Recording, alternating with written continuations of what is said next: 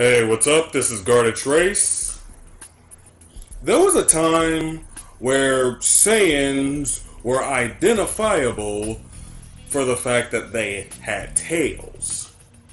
That was the thing that made Goku vastly different from everyone else, even during the time of the original Dragon Ball. Because we've seen that he has a tail, however, no one else within the series has a tail, so for all of Dragon Ball, we had no idea what exactly Goku was until the start of Dragon Ball Z, where we are introduced to his brother Raditz, who also has a tail. And then, of course, Goku's son Gohan has a tail as well. But as the series progressed, tails have become less and less relevant until it gotten to the point to them being done away with completely, making Saiyans completely indistinguishable from humans at that point. So I gotta ask, what exactly happened to Saiyan tails? Now when it comes to Saiyan tails, that is what allows a Saiyan to access their full potential under the effects of a full moon where they transform into great apes. Because we've had Goku, of course, transforming into a great ape ever since the original Dragon Ball, and now we know the reason why he does that in Dragon Ball Z. And then we have come to see more great apes appear in the series, as we've seen Vegeta transform into a great ape during his fight with Goku, and of course Gohan would go on to be a great ape. First, he was a great ape during his training with Piccolo, causing Piccolo to destroy the moon, and then Gohan would then become a great ape again during the fight with Vegeta. But during this time period, where we have Vegeta and Gohan as great apes, Vegeta gets his tail cut off by Yajirobe, and then he's reverted back to normal. And then, of course, evading Great Ape Gohan's attacks, Vegeta fires a Destructo Disc at Gohan's tail, cutting it off.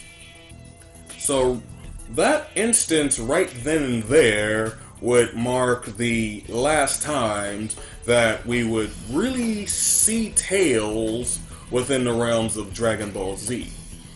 Now, normally Saiyan tails do grow back, because Goku's tail was cut off at a lot of different points over the course of Dragon Ball.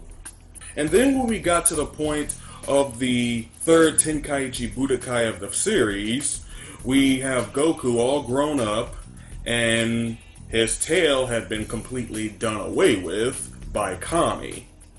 With Kami doing away with Goku's tail, that's what allowed the moon to get restored. He recreated the moon. Because, of course, Master Roshi would destroy the moon during the first Tenkaichi Budokai of the series to turn Goku back into normal. But then, of course, Goku had a justified reason for why his tail stopped growing back. But then we have Vegeta and Gohan. Now they have tails. And then, of course, we see Vegeta's tail cut off. Even after he gets healed, somehow they're not able to regrow his tail.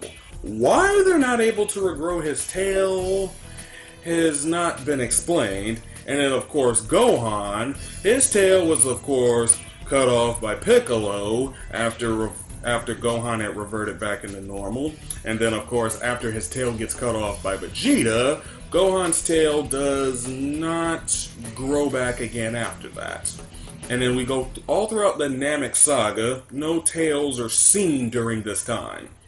Because during this time, there's a lot less focus on great apes, and there's more focus on the hidden legends about the legendary Super Saiyan, which of course during this point in time was thought to be nothing but legend. what the series was putting an emphasis towards during the time is that a great ape is not the true source, the true potential that a Saiyan has, and that a Saiyan's real potential comes with them becoming a Super Saiyan, which of course would happen during the arc where Goku goes Super Saiyan against Frieza. But then, after that, we start getting introduced to more Saiyan human hybrids just like Gohan, and we would get them in the form of Trunks and Goten. However, they are born without tails, because as it turns out, tails are a recessive gene among Saiyan human hybrids, which is the hand wave thrown as to why Goten and Trunks. But the real reason that tails were written out during this time, the real reason Goten and Trunks didn't have a tail was because this series had gotten to a point where it has shifted towards focus on Super Saiyans. Because during that time, ever since Goku becomes a Super Saiyan, and then of course we see future Trunks come back in time. He kills Frieza and King Cold. He's a Super Saiyan. During this time, the Great Ape transformation has been made greatly irrelevant at this point, and the focus is Super Saiyans, and it would be for the rest of Dragon Ball Z.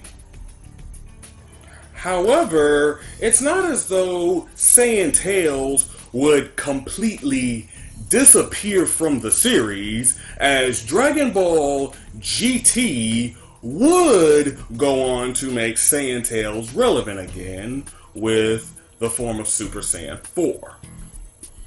Because in order to access Super Saiyan 4, a Super Saiyan must undergo the Great Ape transformation, and then upon regaining their rationale is where they make the transformation into Super Saiyan 4. So Tails had become relevant thanks to GT. But of course, now we have Dragon Ball Super, and GT is of course non-canon.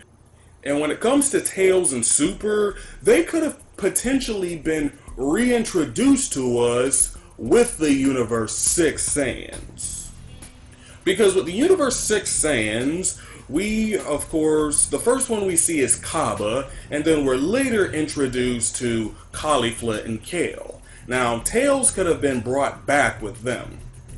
But what we've seen of the Universe 6 Saiyans, we see that they have evolved to a point where they don't have tails.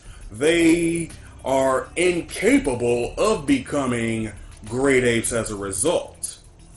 So they've evolved to be closer to humans in that regard, and the Universe 6 Saiyans have greatly just put aside their animalistic ways. They don't exactly have that same level of savagery of the Universe 7 Saiyans.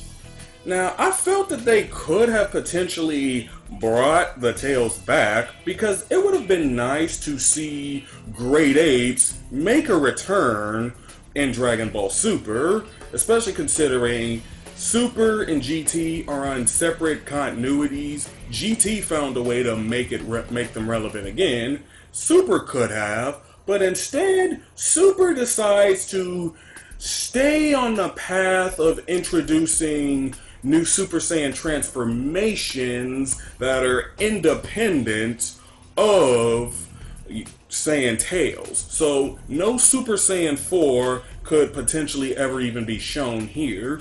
So what we have instead focused on is not only Super Saiyan transformations, but godly Super Saiyan transformations. Because Goku and Vegeta have these godly transformations, which is the sole focal point of Dragon Ball Super.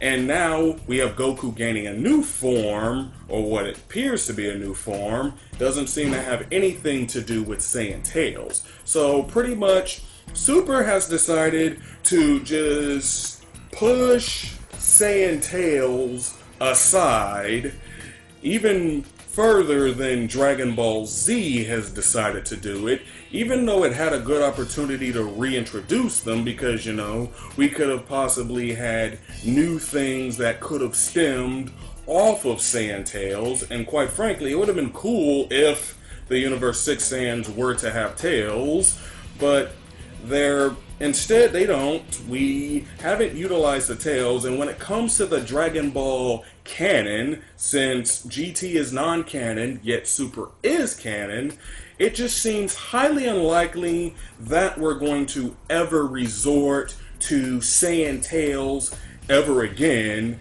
despite what we could potentially build off of that. If you were hoping to see Super Saiyan 4 make an appearance in Dragon Ball Super, well, then we're shit out of luck. But considering that this is Dragon Ball Super I'm talking about, even if they were to bring Saiyan Tails back, it's highly likely they fuck it up in some way, shape, or form. So, what do you guys think? Do you wish that the Universe 6 Saiyans would have had Saiyan Tails at this point?